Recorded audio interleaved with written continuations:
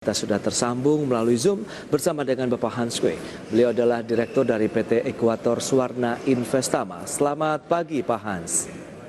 Selamat pagi Pak Pras. Ya, salam sehat Bapak. Ya, siap. Oke, terima kasih atas waktu disempatkan. Kita akan mereview terlebih dahulu dari pergerakan indeks harga saham gabungan closing market kemarin.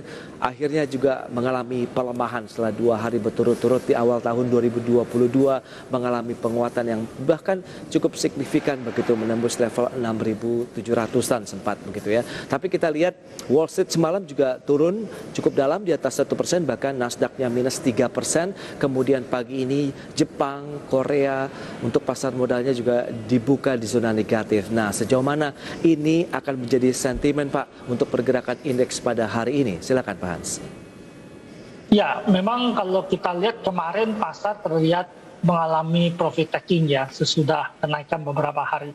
Tapi memang pelaku pasar sedikit berhati-hati menanti risalah rapat Federal Reserve yang dibacakan tadi malam. Nah, kita lihat hasil risalah rapat yang dikeluarkan Fed tadi malam ternyata kurang bersahabat dengan pasar, sehingga kita lihat terjadi koreksi yang cukup dalam di indeks yang ada di Wall Street gitu ya. Mereka rata-rata mengalami pelemahan. Nah, faktor pertama kita udah tahu memang tapering itu akan dipercepat karena November 15, Desember 15. Berarti the Fed Januari itu sisa 90. Kemudian dia naikin dari 15 jadi 30 miliar pengurangan itu, sehingga Maret kita tahu udah berakhir quantitative easing yang diberikan. Tapi pas Federal Reserve dalam risalah rapatnya mengejutkan pasar karena menyatakan mereka akan segera melakukan pengurangan balance sheet ya kalau sesudah periode berakhirnya quantitative easing tadi gitu. Nah, saat ini kalau kita lihat hampir 9 triliun ya neraca Fed itu, kurang lebih itu di 878,75 triliun US dollar neraca Fed saat ini. Nah, kalau pengurangan dia lakukan artinya bondnya dijual, kemudian dia menarik US dollar kembali ke mereka gitu. Artinya mengurangi likuiditas untuk mengurangi tekanan terhadap inflasi yang terjadi. Nah, kalau ini yang terjadi berarti dolar akan cenderung lebih strong posisinya ya, lebih kuat posisinya. Nah, ini yang mengkhawatirkan pasar. Kemudian Fed juga menyatakan bahwa mereka bisa saja menaikkan suku bunga gitu ya.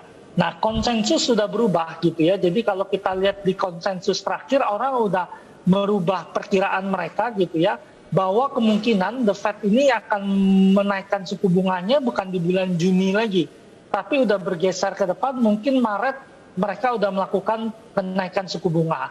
Nah, inilah yang dari kemarin, yang dari konsensus ini pelaku pasar sedikit khawatir karena kenaikan suku bunga bisa terjadi lebih cepat dari perkiraan gitu. Nah, ini menyebabkan yield ya, kalau kita lihat yield government bond Amerika itu bergerak ke level yang paling tinggi gitu ya posisinya.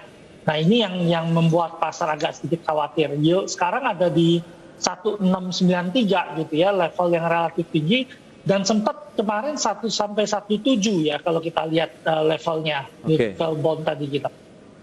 Baik Pak Hans, tapi dengan kondisi tersebut sebenarnya kan kalau kita lihat di pasar modal kita sendiri begitu di awal tahun 2 hari terakhir di mana indeksnya menguat, asing ini banyak yang masuk Pak Hans. Tapi Anda melihat dengan kenaikan suku bunga di Amerika Serikat yang dipercepat dari bulan Juli ke bulan Maret begitu, akankah mereka juga akhirnya akan segera merealisasikan dari keuntungan mereka di pasar modal kita kemudian kembali lagi ke negara asalnya? Ya, pasar itu cuma bereaksi sangat negatif menjelang keputusan gitu ya. Jadi saat ini karena keputusan itu mengejutkan pasar gitu karena perubahan yang terjadi, jadi pasar kemungkinan akan koreksi gitu ya. Jadi asing mungkin akan menahan diri untuk masuk gitu ya. Kemungkinan ada koreksi yang terjadi di pasar. Tetapi saya melihat potensi koreksi yang terjadi ini membuka peluang kembali untuk asing kembali bergerak masuk ke pasar kita. Karena cerita yang ada di pasar global ini over likuiditas gitu. Kemudian kalau mereka berinvestasi di Wall Street gitu, valuasi udah relatif mahal. Sehingga dana-dana itu wajib untuk mencari negara mana yang pertumbuhannya masih menarik gitu. Dan termasuk Indonesia? Nah, ya, termasuk Indonesia salah satunya.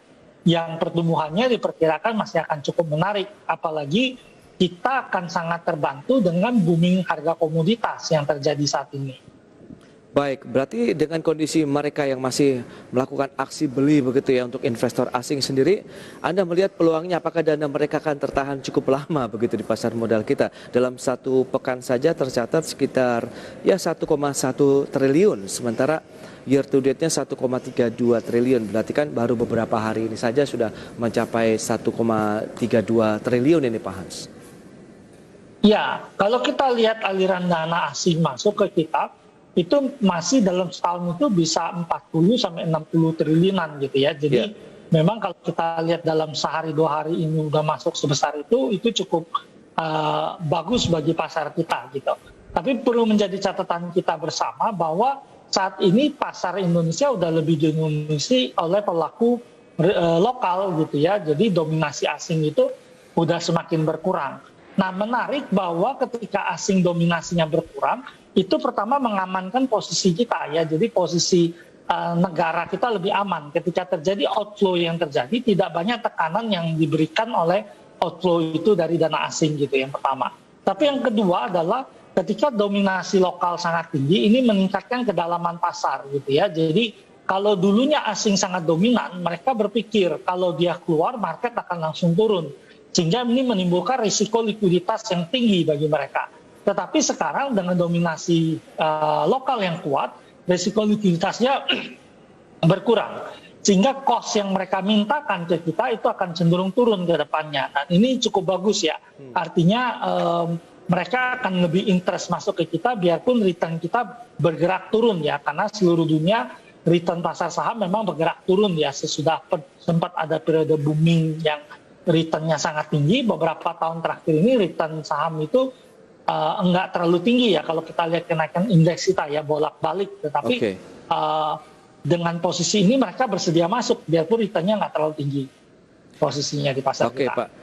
Itu sentimen dari global begitu. Sementara di dalam negeri sendiri bagaimana begitu dengan melihat penanganan dari COVID-19 kemudian vaksin booster ini juga mungkin bisa dicermati bagi investor maupun traders yang akan dilakukan pada 12 Januari mendatang. Anda melihat ini peluang tidak menjanjikan tentunya bagi farmasi ataupun emiten-emiten seperti Itama Rano Raya misalnya?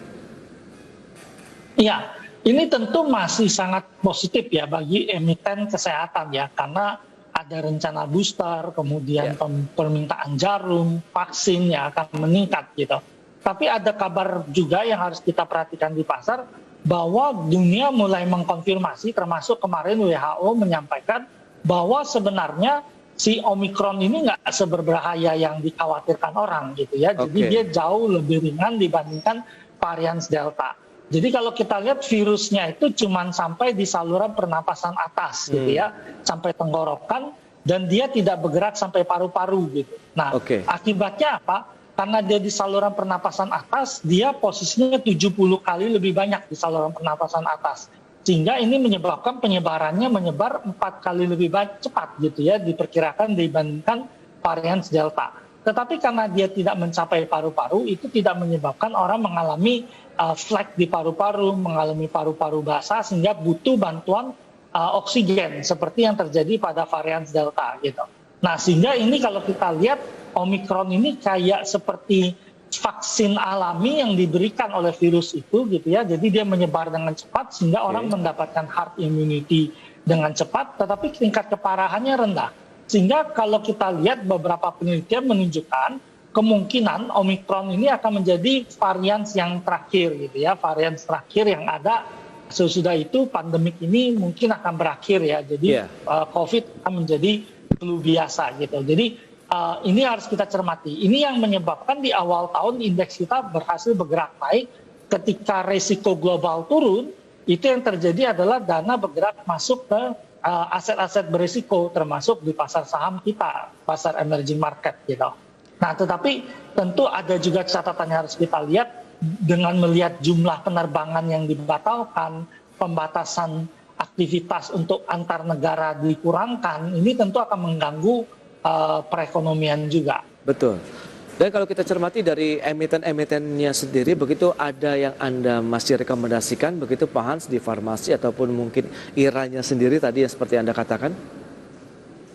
Ya, memang kalau kita lihat mungkin ada sentimen ya yang positif di awal-awal tahun ketika orang bicara booster dan segala macam.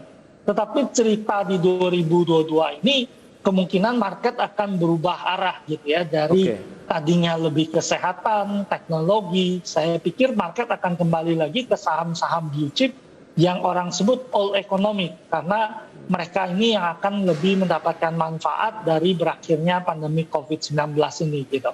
Jadi ini yang pertama yang harus kita lihat. Kita udah lihat bagaimana Amerika ketika kasusnya 1 juta satu hari. Tapi mereka menurunkan protokol kesehatan yang ada di sana gitu.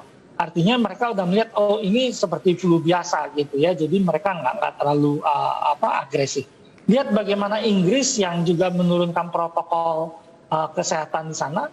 Bagaimana Afrika Selatan yang tadinya kasusnya naik sangat tinggi, tetapi secara alami mulai bergerak turun ke bawah gitu ya. Jadi udah mencapai satu titik dia akan bergerak turun ke bawah gitu. Jadi ini peristiwa-peristiwa yang akan menyebabkan orang akan mulai beralih ya. Saya pikir cerita kita bukan lagi banyak di kesehatan, teknologi udah naik cukup banyak sehingga orang akan kembali berburu saham-saham blue chip sebagai pilihan yang lebih tepat. Kemudian memilih lagi perusahaan-perusahaan yang paling diuntungkan gitu ya dengan pembukaan kembali aktivitas ekonomi gitu ya, mulai dari mall, kemudian beberapa survei menunjukkan mungkin ini era yang akan memulai kebangkitan properti kembali gitu.